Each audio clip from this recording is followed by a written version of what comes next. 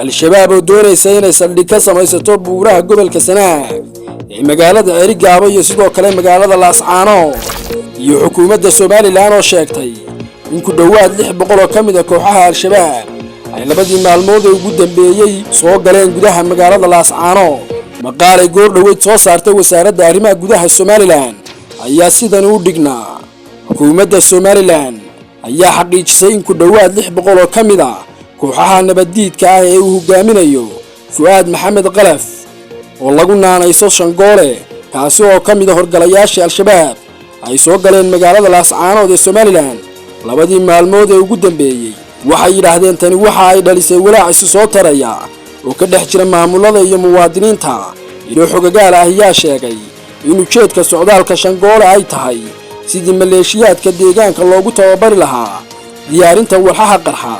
iyo sidii ay al-shabaab saldhig ugu yeelan lahayd buuraleyda Cerigaba ee gobolka Sanaag kor u kaca dhacdooyinka rabshadaha wata iyo fikirrada xagjirnimada ayaa khatar weyn ku ah nabadda iyo xasiloonida Soomaaliland iyo guud ahaanba gobolka xukuumadda Soomaaliland oo kaashanaysa ciidamada ammaanka ayaa qaadaysa tallaabooyin degdeg ah oo wax lagaga qabanayo xaaladahan adag waxa kale oo warqadani ku xusan waxa soo socda dadaalo lagu xoojinayo xog ururinta xoojinta amniga xuduudaha iyo hogaaminta isku xiraysa hay'adaha amniga si looga hortago khatarta al-shabaab iyo kooxaha kale ee xagjirka ah dawladdu waxay ugu baaqaysaa bay yiraahdeen beesha caalamka dalalka deriska ah iyo ururada gobolka inay taageero iyo gacan ka geystaan la dagaalanka argagixisada iyo xagjirnimada Laascaano waxa kale oo warqadan ku xusan